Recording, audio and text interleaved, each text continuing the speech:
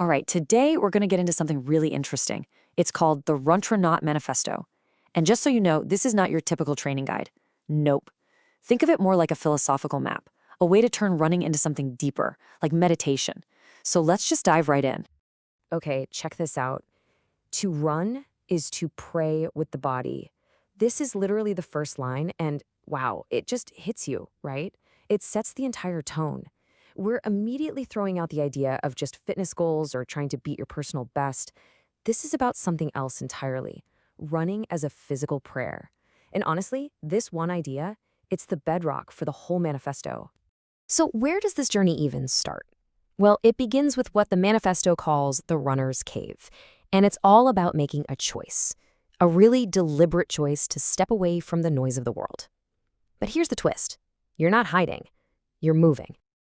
And no, we're not talking about an actual literal cave with rocks and bats. Come on. The manifesto paints this picture of a mental space, a kind of solitude you create for yourself through the simple rhythm of running. It's like you're building your own personal sanctuary, one step at a time. This is where it gets really cool. Think about it. The old school ascetics, the hermits, they'd go off and find a literal cave of stone to be alone. But the modern ascetic, the Runtronaut, they find that same solitude in a totally different way, through motion.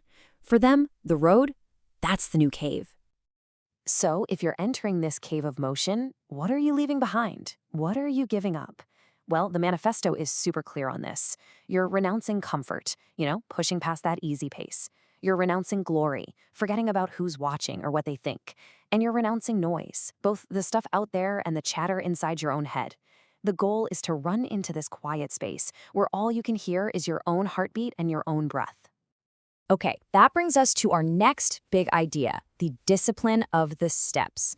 So if the runner's cave was all about the why, the philosophy, this part is all about the how. It's the nitty-gritty of turning a simple run into a powerful ritual. And the process is laid out in these three kind of beautiful steps. First up, burn the ego. Just think about that. Every single tough step is like a little flame burning away that need to look good or impress people.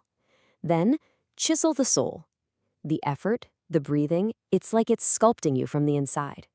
And finally, the body becomes the altar. Wow. Your body itself becomes this sacred place where this whole change is happening. It's a complete flip in how you think about it. Now, to do this, you have to completely change how you think about pain. The manifesto says, pain isn't a punishment. It's not a stop sign. It's a purification. That burn in your lungs, that ache in your legs, that's the feeling of all the weakness, all the distraction, just being burned away. And when you push through that purification, you get to the next stage, the universal rhythm. This is really the end goal here. It's that flow state, that meditative zone where you as an individual, you kind of just start to fade away. And in that state, all the external stuff just becomes meaningless. Medals don't matter. Records, who cares? Applause, it's just noise. Remember that noise we renounced back in the cave? This is it. The whole focus flips from what you can achieve on the outside to what you're experiencing on the inside. So when all that junk fades away, what's left? It's just this simple, pure, almost hypnotic rhythm. Step, breath, step, breath. Everything else disappears.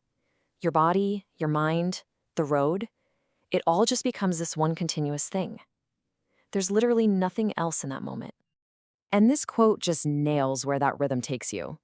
To run is to orbit the truth. I mean, how good is that?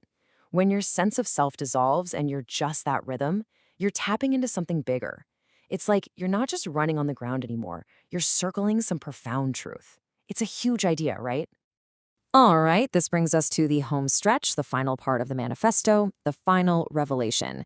This is where we get to the heart of what winning really means in this whole philosophy. Just look at this breakdown. On one side, you've got your typical idea of victory, right? Crossing a finish line, conquering a distance. It's all external stuff. But the Runtronaut's victory, it's completely internal. It's about quietly accepting the struggle. It's about pushing past what you thought your limits were, not just once, but over and over again. And that's what it all builds to. This is the final definition of a Runtronaut, the ascetic of motion.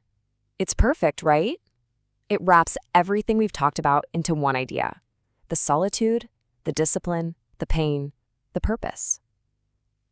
At the end of the day, it's about finding real peace, not by running away from hard things, but by running straight through them. So that leaves us with one big question. And it's a question for you, because this whole idea, it's bigger than just running. It can be about anything, any challenge. So what's your road? What's the thing you're persisting through? And what kind of peace are you going to find on the other side of it?